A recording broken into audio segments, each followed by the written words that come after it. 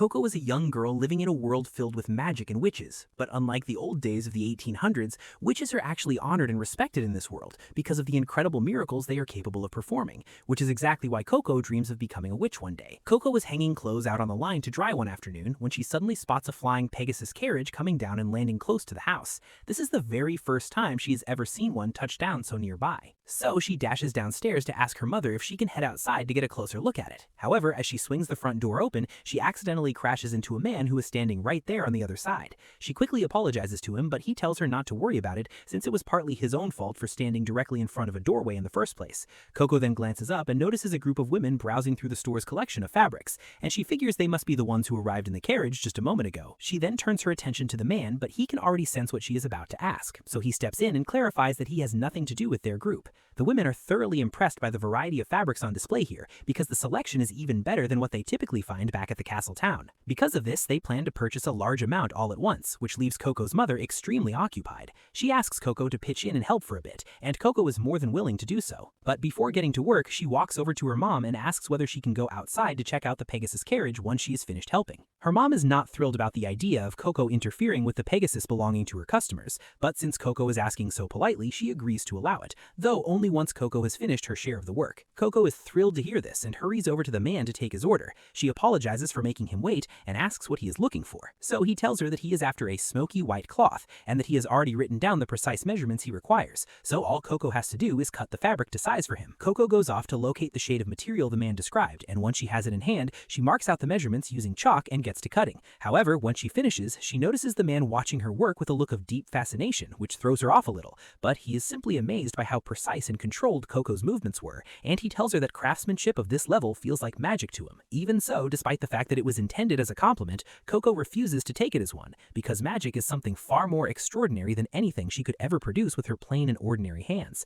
so she does not think it is right to compare something as remarkable as magic to something as unremarkable as her own work. The man can sense that Coco has a deep admiration for magic, so he asks her if there's a particular reason she is so captivated by it, and Coco goes on to explain that when she was still very young, she attended a festival held at the castle, and while she was there, she ended up crossing paths with a witch who had a mask on. The witch called out to her and asked if she would like to purchase a magic picture book from him, but even though Coco had always loved a good picture book, she had no clue what magic even was back then. The witch then summoned a handful of shadow figures to give her a taste of what magic could do, and he even worked some enchantment into the cobblestones beneath Coco's feet to add an extra layer of wonder to the whole experience. And witnessing all of that was enough to convince Coco that magic was the greatest thing in the entire world. She happily bought the book and ran straight back to her mom to tell her everything about what she had just seen, and Coco's mom was pretty sure that Coco had simply been tricked into buying something useless, but as long as Coco was happy about it, that was good enough for her. Coco then told her mom that she wanted to grow up to become a witch, but her mom brought her back down to earth and told her that there was simply no way that could happen. Coco was hurt to hear that and asked her why not, so her mom explained to her that only people who are born already possessing magical power have any chance of becoming witches, so regular people like themselves simply do not have what it takes to walk that path. From that day forward, Coco's dream of becoming a witch was shattered, but she still holds a deep fondness for watching magic being performed, even knowing full well that she will never be able to use it herself. The man finds this interesting, so he asks Coco if she would be willing to share a bit more about the witch she encountered back then, but just at that moment,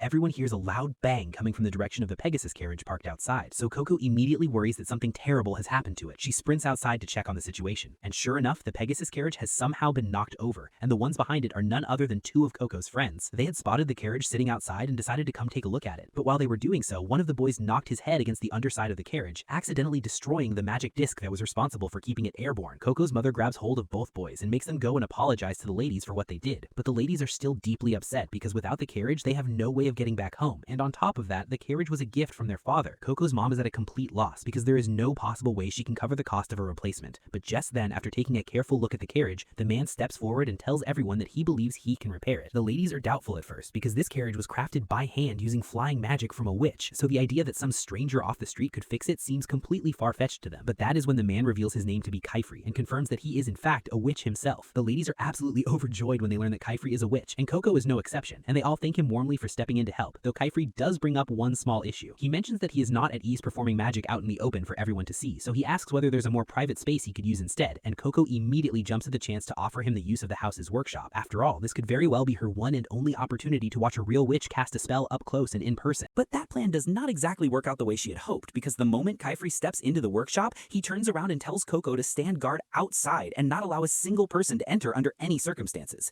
That really kills her chances of getting to observe him up close, since it is pretty obvious that he has no intention of letting anyone watch him work. But rules like that only tend to work on people who actually care about following them, and Coco's friends might as well have cotton stuffed in their ears, because they immediately set about sneaking around the side of the house and up onto the roof so they can spy on Kaifri's spellcasting from above. Coco goes after them and does her best to convince them to climb back down, but then it dawns on her that she still very much wants to see the magic for herself as well, so she pulls herself up onto the roof and tells the boys to shift over and make some room. They then crack open the window, fully expecting to get a front row seat to the whole magical process. But to their complete disappointment, Kaifri is nothing if not thorough, and he draws all the curtains shut before he gets started, and there is absolutely no way they can pull them open without him catching on immediately. So the three of them admit defeat and make their way back down. Coco is just about to give up and head back as well, but right at that moment she remembers that she left the roof hatch open earlier in the day when she was hanging the laundry out to dry. So she pulls herself back up onto the roof and slips into the house through the open hatch. She then peers into the workshop by looking through a small crack between the wallboards, and from there she now has a perfectly clear view of everything Kaifri is doing.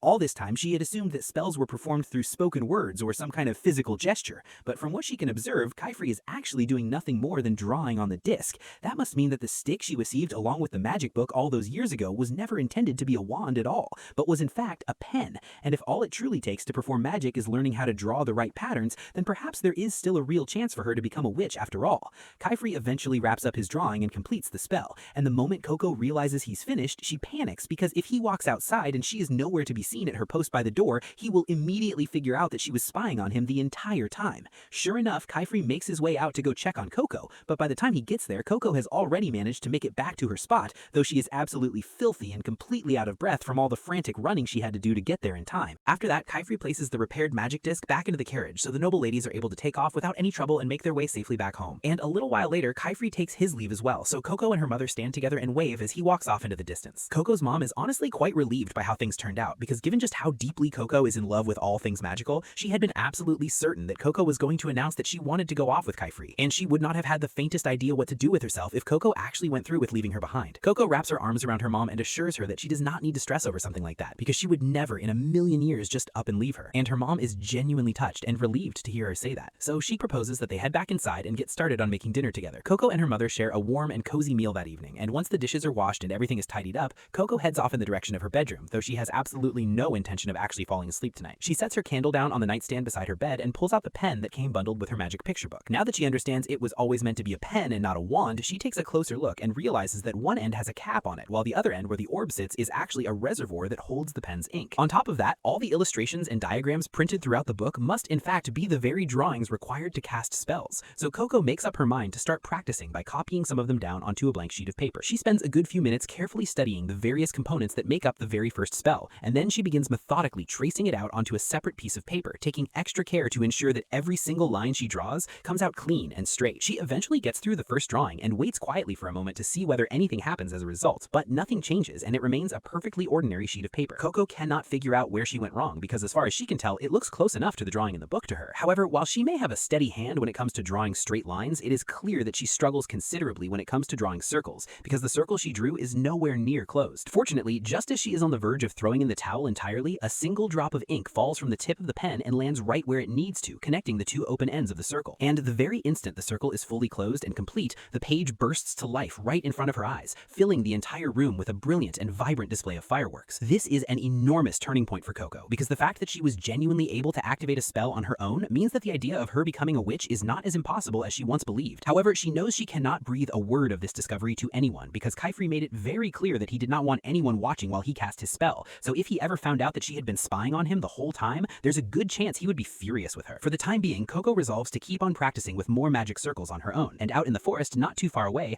Kaifri is settled in at his campsite with a fire spell burning steadily to keep the cold at bay, but he cannot seem to stop his mind from drifting back to what Coco told him earlier about some unknown witch selling a picture book to a little girl, and just a moment later he bolts upright in shock as it suddenly hits him exactly what that picture book was. Back in Coco's room, several hours have gone by and she has just stumbled upon the fire spell in her book, but having an open flame burning inside the house is an incredibly dangerous thing, so she scrambles to extinguish it before anything catches fire and the situation spirals out of control. After running a number of experiments throughout the night, Coco is finally beginning to get a solid grasp on how the magic circles actually function. The larger the circle is drawn, the more powerful its effect turns out to be, and that effect also tends to last considerably longer when the circle is drawn drawn with greater precision and care. That being said, keeping the drawing neat and tidy while also scaling it up in size presents quite a challenge for her, particularly when it comes to the more intricate and complex ones in the book, so it will more than likely require a tremendous amount of dedicated practice before she ever reaches anywhere close to the level that Kaifri operates at. Just then, Coco hits upon what seems to her like a brilliant solution, which is to trace the magic circle directly from the page of the book rather than attempting to recreate it from memory, making the whole process significantly easier for her. And sure enough, using this approach, she manages to produce a flawless replica of one of the most elaborate and complicated spells contained in the entire book. But just as she finishes tracing the spell and it begins to glow and light up on the page, Kaifri suddenly materializes right behind her and yanks her out through the window while shouting directly in her face, demanding to know which spell she just activated. Coco tells him she has no idea because she was simply tracing a new one she had not tried before from the book,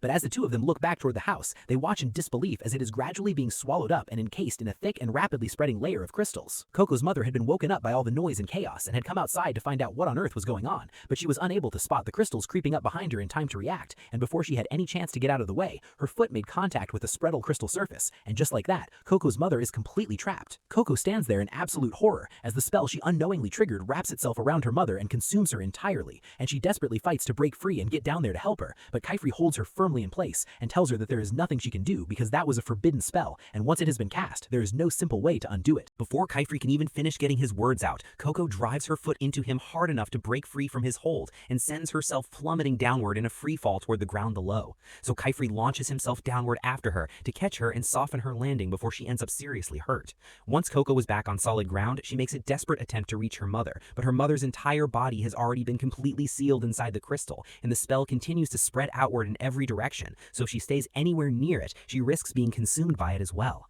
Kaifri scoops Coco up and takes flight to pull her away from danger before that can happen, and once they are safely up in the air, Coco breaks down and starts apologizing through her tears because she had absolutely no idea that the spell was going to cause something like this to happen. Kaifri does not hold it against her at all because it is completely understandable that she would have had no way of knowing just how catastrophic that spell was, and that is precisely the reason why witches are strictly forbidden from revealing the secret of how magic works to ordinary members of the public in order to prevent tragic accidents exactly like this one from ever occurring. When it comes right down to it, all that is actually required to cast a magic spell is a supply of special ink in the correct magic circle pattern.